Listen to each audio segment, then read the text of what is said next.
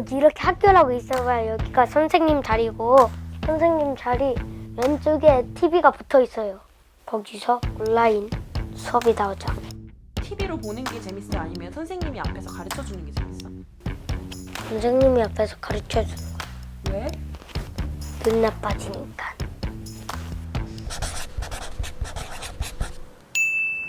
이제 오늘이 화요일이라서 내일 중3 친구들이 개학을 드디어 합니다. 그래서 이제 교실을 살짝 정비해봤고 안녕. 정이 잘 들어갔고 정이 들어갔고 윤태현 작아진다 왜 안 해? 태연아 작아진다 하고 들어가야지 지금 해. 아 네. 정신이 없어요. 얘를 보고 말해야 될 것 같은 느낌이. 그 조회가 시작되고 제가 이렇게 제 화면을 보면서 이제 기다리고 있어요. 그럼 이제 한 명, 두 명 이렇게 들어오는데 안 들어오는 학생들이 있어요. 그때는 이제 전화기에 이제 불이 나기 시작하는 거죠. 전화기로도 전화하고 제 핸드폰으로 전화하고 몇 번 전화를 해도 안 받는 분들이 있어요. 그러면 그분들은 좀 이제 기다렸다가 또 다시 전화하고 기다렸다가 또 다시 전화하고.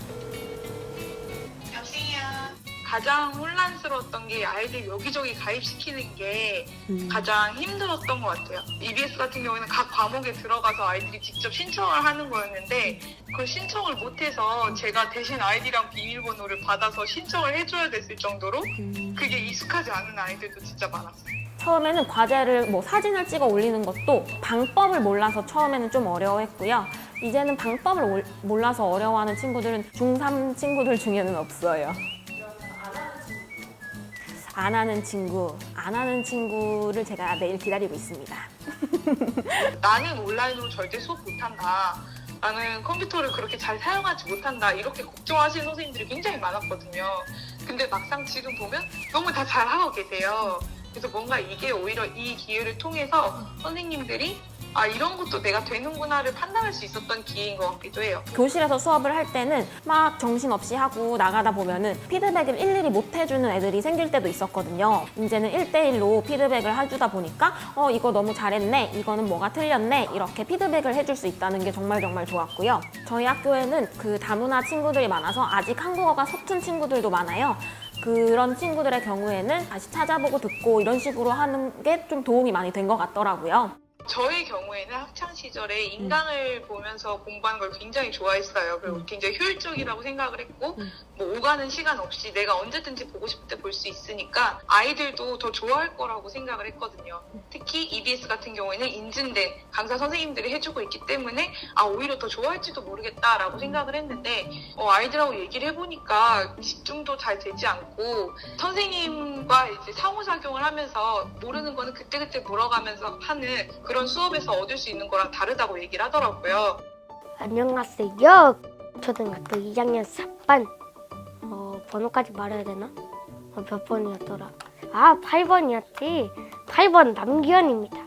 규현이 같은 경우에는 태어날 때부터 유튜브를 봤고 본인이 요구하는 거나 본인이 관심 있어 하는 게 되게 확실해요. 유튜브를 통해서 본인이 찾아보고 또 요새는 유튜브가 쓰는 게 아니잖아요. 이렇게 음성으로 다 인식이 되니까 온라인 수업이나 이제는 EBS 방송 수업을 들으면 본인이 집중하거나 이런 거 없이 그냥 30분 화면만 보다 끝나는 거라서 본인이 온라인 수업이 재밌었다라고 얘기한 적이 단 한 번도 없었다. 예, 너무 안타까운 사실이지만 애들이 학교에 앉아서 수업 듣는 게 과연 어떤 느낌일까 라는 것들은 좀 궁금하긴 해요.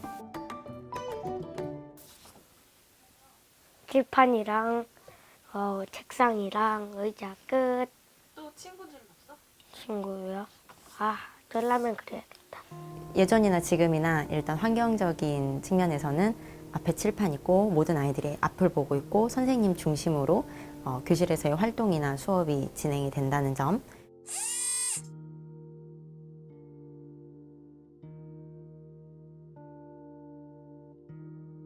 공교육의 목표는 모든 학생들에게 기회의 평등함을 주면서 사회인으로 가기까지 필요한 것들을 체계적으로 전수를 하는 것이 공교육의 목표 중에 하나잖아요. 하지만 아이들은 점점 더 개별화된 것을 요구하고 있다고 생각을 해요. 사실 수업을 만들 때를 보면은 이거를 이해하지 못할 아이들에 대한 걱정을 더 많이 하면서 수업을 구성하게 되거든요. 근데 그게 어려운 이유가 평가를 해야 되기 때문에 그 아이들은 다른 걸 가르치면서 똑같은 시험을 봐야 되기 때문에 그게 잘 이루어지지 않고 있어요. 지금 현재는.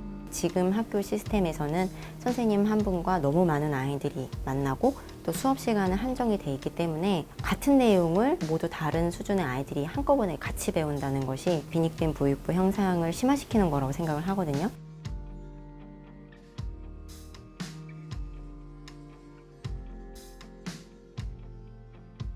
일단 고3 같은 경우에는 학교에 등교해서 활동을 해야 생활기록부에 써줄 수 있는 게 나오는 상황이기는 해요. 이게 수시로 대학을 많이 가다 보니까 생활기록부가 굉장히 중요한 자료인데 이 아이들에게 생활기록부에 써줄 게 없는 거예요. 왜냐하면 이 아이들이 어떻게 생활했는지를 우리가 볼 수가 없으니까 나와서도 다 마스크 끼고 이렇게까지 불편하게 수업을 해야 되는데 이 와중에도 입시를 걱정해서 학교에 나가서 내가 뭔가 활동을 해야 되는 게 아닐까 이렇게 걱정을 하는 아이들을 보면서 좀 안타깝더라고요. 기본적으로 한국은 경쟁 사회이긴 해요. 경쟁 사회이긴 한데 그게 이제 너무 빠르게 그 경쟁에 몰입해서 들어가다 보면 아이들 추억마저 없어지는 게 아닐까. 저는 고등학교 경험이 제일 싫어가지고 새벽에 일어나서 학교 가고 공부하고 막 이런 것들이 있었는데 초등학교 수업마저도 초등학교 생활마저도 그렇게 서열 나누고 어떤 몇 명 엘리트를 위해서 계속해서 하는 수업들이나 이런 방식은 지양해도 되지 않을까.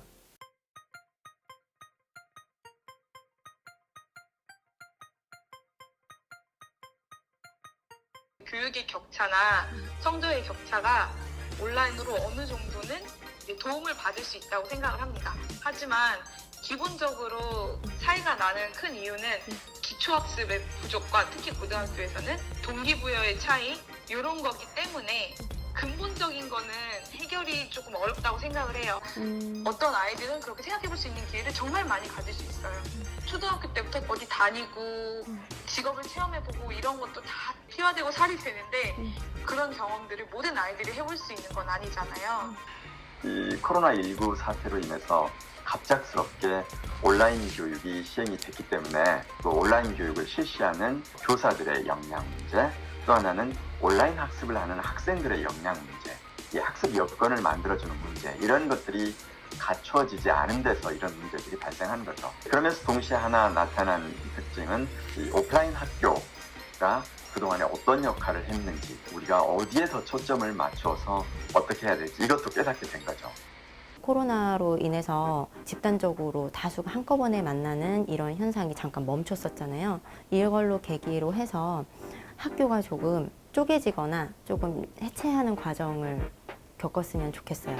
이런 전염병이 집단 감염되는 이런 것을 방지할 수 있을 뿐만 아니라 한 학습지 회사에서는 또 AI 기반으로 한 아이의 그런 문제 해결 습관이라던가 오답 유형 같은 거를 분석을 해서 이 아이만을 위한 개별 교육 과정을 만들고 있잖아요. 아이들의 개별화 교육 과정을 가지고 교사는 아이하고 심리적인 대화를 하면서 정말로 이게 네가 원하는 거니?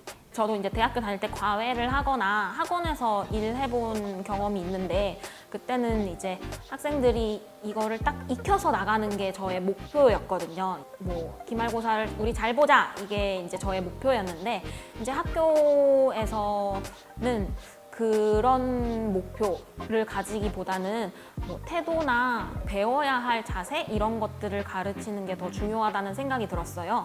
아이들이 이런 선생님을 필요로 하면 당연히 선생님은 그거에 응답을 해주게 되어 있더라고요. 한 반이 굉장히 학교 폭력 사안이 많은 반이었어요. 그 반을 맞는 1년 동안에는 제가 더 이상 폭력이 안 일어날 수 있게 그 아이들의 감정 상태는 어떤지 항상 그런 거에만 집중을 하고 또 어떤 해에는 굉장히 학업에 대한 그런 욕심이 많은 아이들이 있는 반이 있었어요. 그래서 자기들끼리 막 스터디도 만들고 또 그런 쪽으로 제가 서포트를 해주기 위해서 다양한 자료 조사를 하게 되고 그러더라고요. 나를 필요로 하는 아이들이 누구인지, 그 아이들을 위해서 무엇을 어떻게 해야 될지를 깨달았기 때문에 아마 일반 수업 모습도 바뀌게 되고 교사의 관심사도 바뀌게 될 거다. 이미 세상은 변하고 있고 또 변했는데 그냥 우리 눈 감고 살자.